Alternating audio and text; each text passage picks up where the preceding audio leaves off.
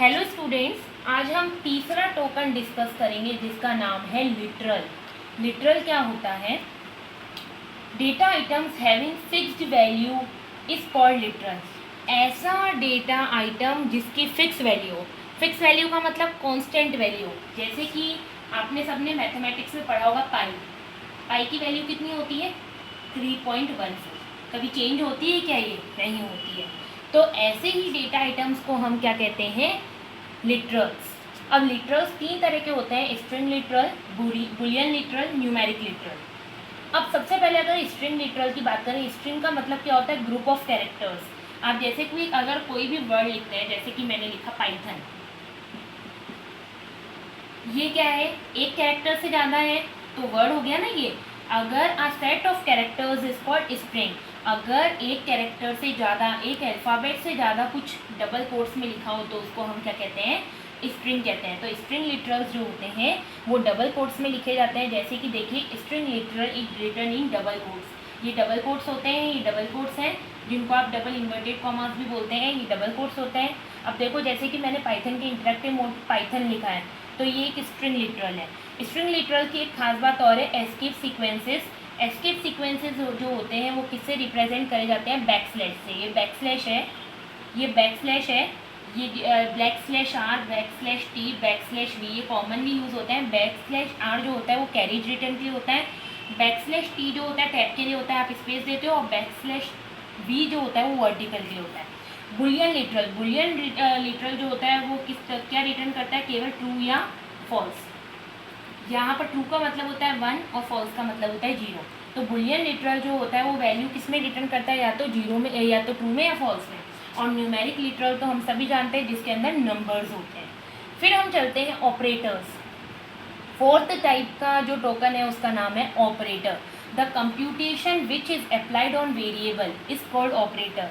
अब देखिए यहाँ पर, जैसे कि मैंने करा 2 + 3, तो इसके अंदर ऑपरेटर क्या है? प्लस है।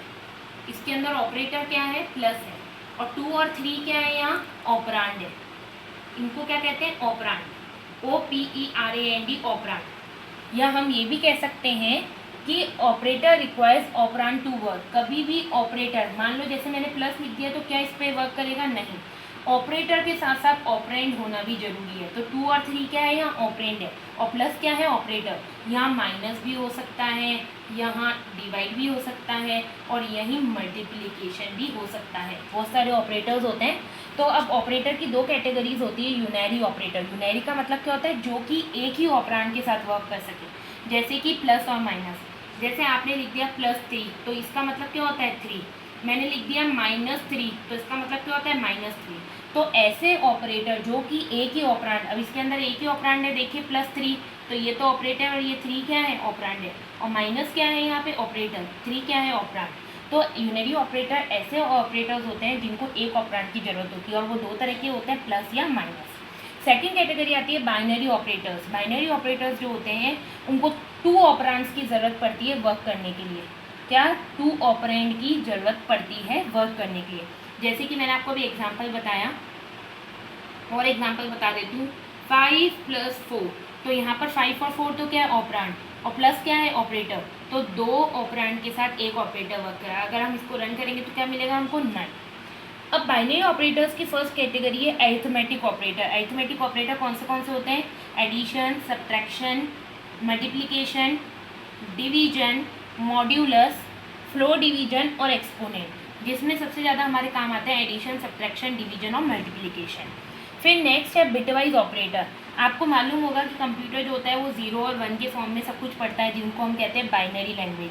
तो बिट्स के अकॉर्डिंग जो ऑपरेटर वर्क करते हैं वो 3 हैं।